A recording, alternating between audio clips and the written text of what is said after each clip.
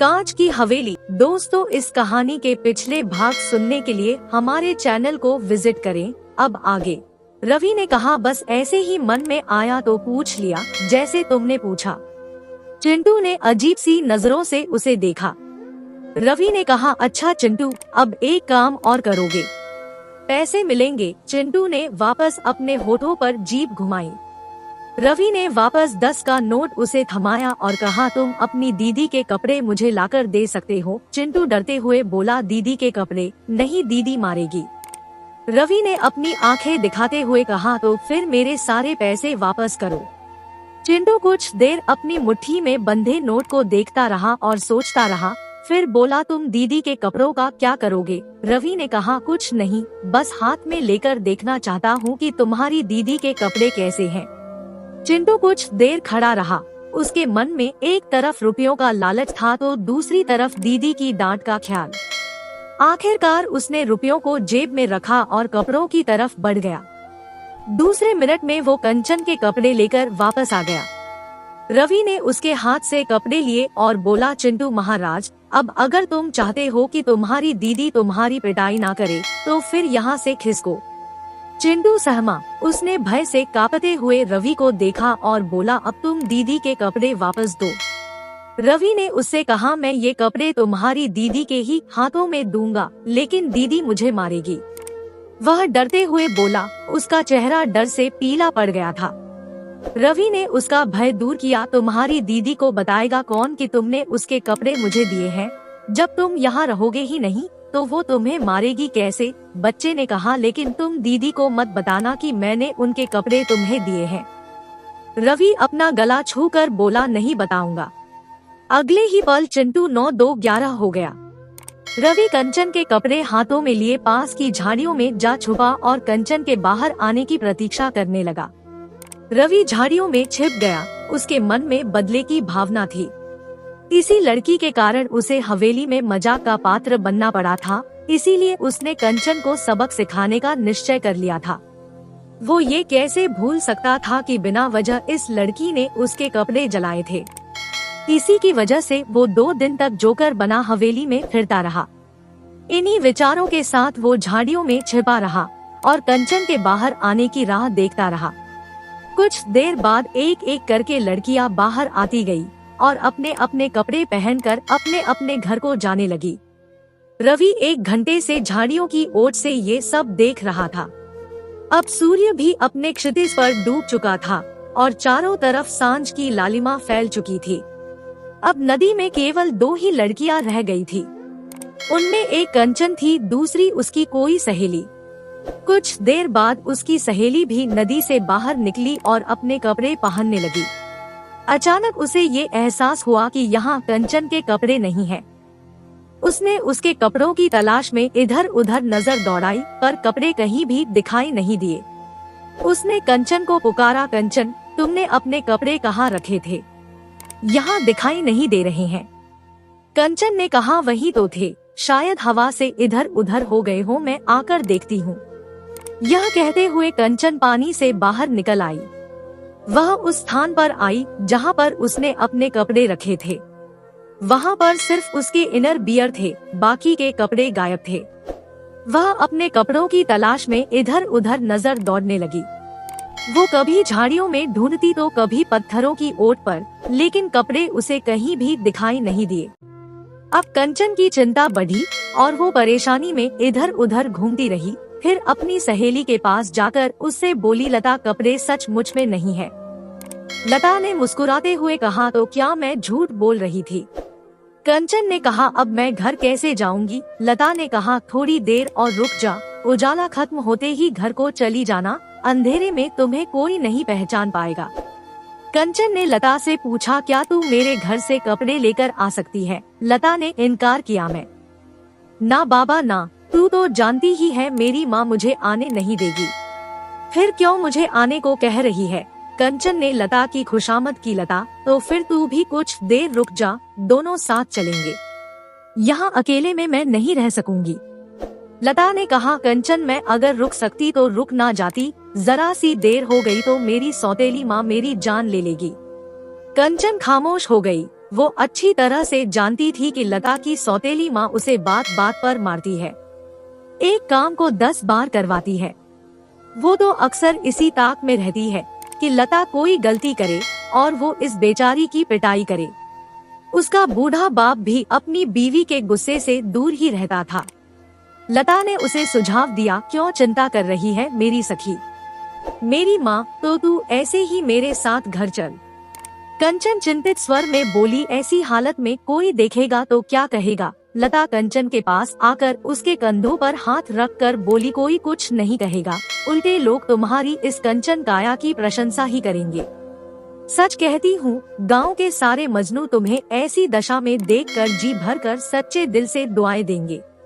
कंचन गंभीर स्वर में बोली, लता तुम्हें मस्ती चढ़ी है और यहाँ मेरी जान निकली जा रही है। लता उसकी आंखों में झांकते हुए बोली, तुम्हारे पास और कोई चारा है, या तो तू ऐसे ही मेरे साथ घर चल या फिर कुछ देर रुककर अंधेरा होने का इंतजार कर, लेकिन मुझे इजाजत दे, मैं चली। ये कहकर लता अपने रास्ते चल पड़ी और कंचन उसे जाते हुए देखती रही। रवि झाड़ियों में छिपा ये सब देख रहा था। लता के जाते ही वो बाहर निकला और धीमे कदमों से चलता हुआ कंचन की ओर बढ़ा। कंचन उसकी ओर पीठ किए खड़ी थी।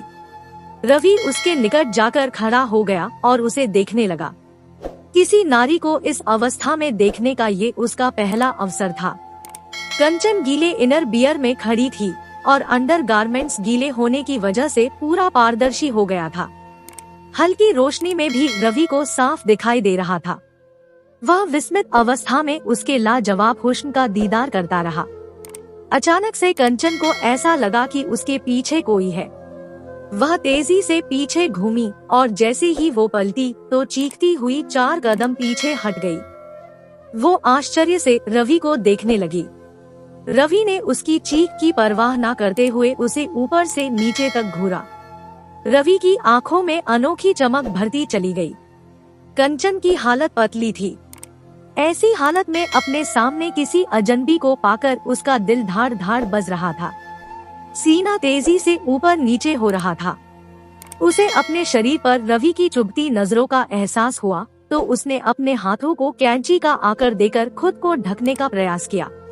वो लाज की गठरी बनी सहमी सी खड़ी रही और फिर साहस करके बोली, आप यहाँ इस वक्त, आपको इस तरह किसी लड़की को घूरते लज्जा नहीं आती। उत्तर में रवि मुस्कुराया, फिर व्यंग भरे शब्दों में बोला, है तो वही बात हो गई, कृष्ण करे तो लीला और हम करे तो रास लीला।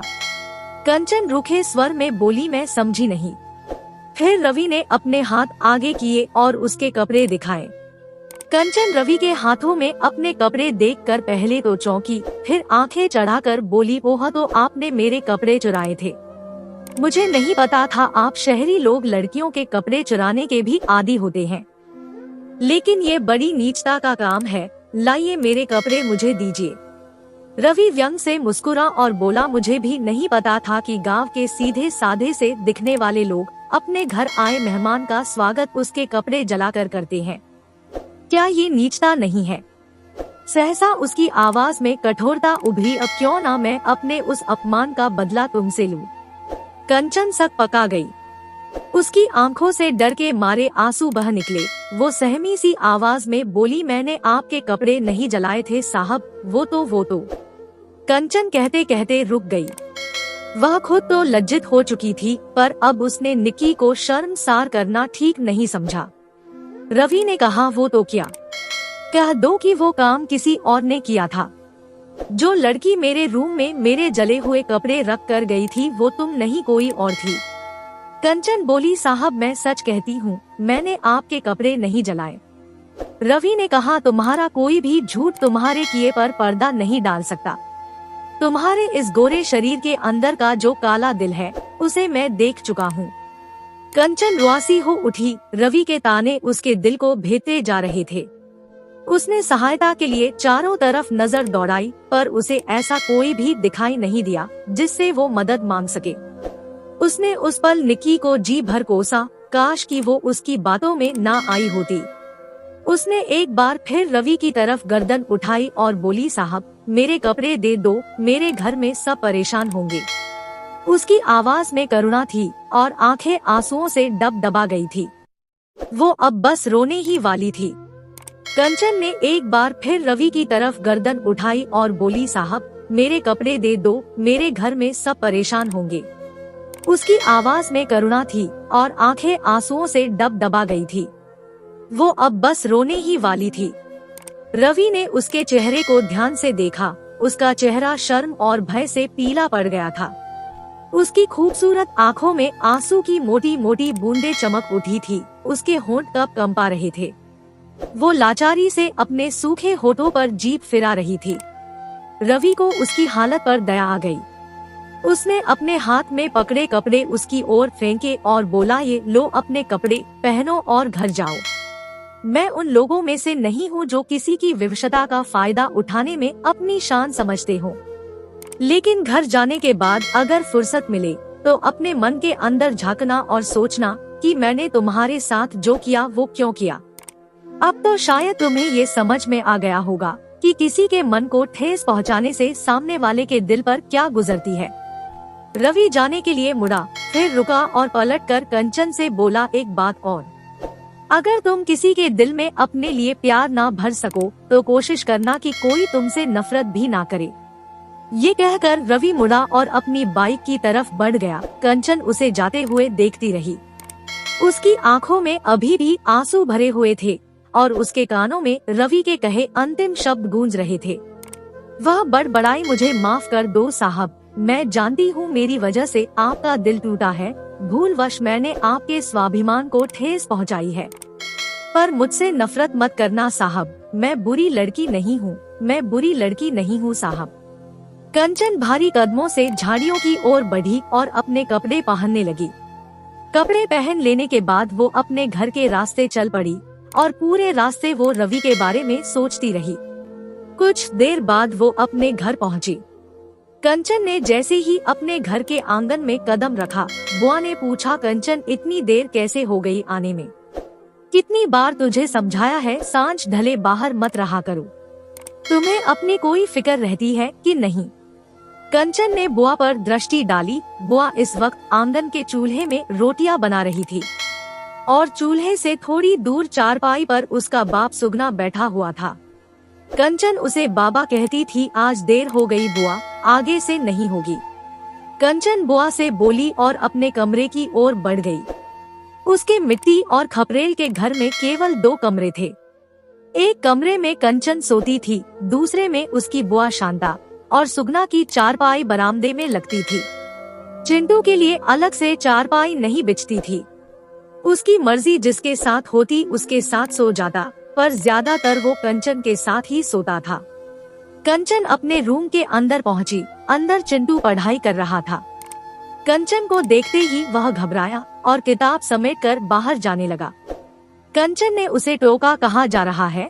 वह हकलाया, कहीं नहीं, बाहर मामा के पास। कंचन ने घूरते हुए कहा, माँ के पास या मामा के पास? और तू इतना हकला क्यों रहा है? चिंटू सक पकाया, उसके माथे पर पसीना छलक आया और चेहरा डर से पीला पड़ गया। उसने बोलने के लिए मुंह खोला पर आवाज बाहर नहीं निकली। कंचन के माथे पर बल पड़ गए। वह उसे ध्यान से देखने लगी। कुछ तो बात है, कंचन मन में बोली, इसकी घबराहट अकारण नहीं है। चिंटू कंचन को ख्यालों में डूबा देख दबे कदमों से वहाँ से निकल लिया। कंचन सोचती रही। सहसा उसकी आंखें चमकी। जब वो नदी में स्नान कर रही थी तब उसने चिंटू की आवाज सुनी थी, पर वो उसे देख नहीं पाई थी। उसने सोचा, कहीं ऐसा तो नहीं कि इसी ने मेरे कपड़े चुराकर साहब को दिए हों। वह बड़बड़ाई, ऐसा ही हुआ होगा, वरना साहब को क्या मालूम मेरे कपड़े कौन से हैं। बात उसकी समझ में आ चुकी थी। कंचन दांत पीसती हुई कमरे से बाहर निकली। चिंटू उसके बाबा की गोद में बैठा बातें कर रहा था। कंचन को गुस्से में अपनी ओर आते देखकर उसके होश उड़ गए, पर इससे पहले कि वो कुछ कर पाता, कंचन उसके सिर पर सवार थी। कंचन ने उसका हाथ पकड़ा और खींचते हुए कमरे के अंदर ले गई। कमरे में पहुंचकर कंचन ने चिंटू को चारपाई पर बिठाया और अंदर से दरवाजे की कुंडी लगाने लगी। चिंटू ये देखकर भय से कांप उठा। उसे समझते देर नहीं लगी कि आज उसकी पिटाई निश्चिंत है। उसने उस पल को कोसा जब पैसे के लालच में आकर उसने शहरी बाबू की बात मानी थी। कंचन दरवाजे की कुंडी लगाकर उसके पास आकर खड़ी हो गई और बोली, क्यों रे, तू मुझसे भागता क्यों फिर रहा है? चिंटू ने डरते डरते पूछा, दीदी क्या तुम सचमुच मुझे मरोगी? कंचन ने चिंटू के पीले चेहरे को देखा तो उसका सारा क्रोध गायब हो गया। वह मुस्कुराई, फिर उसके साथ चारपाई पर बैठकर उसके गालों को चूमकर बोली, नहीं रे, मैं भला तुम्हें मार सकती हूँ, पर तूने ही मेरे कपड़े साहब को दिए थे ना? सच सच बता, नहीं तो अब की बार जरूर मारूंगी। दोस्तों, इस कहानी का अगला भाग देखने के लिए चैनल को सब्सक्राइब करें और कमेंट करके हमें बताएं कि ये कहानी आपको कैसी लगी। कहानी सुनने के लिए आपका बहुत बहुत धन्यवाद।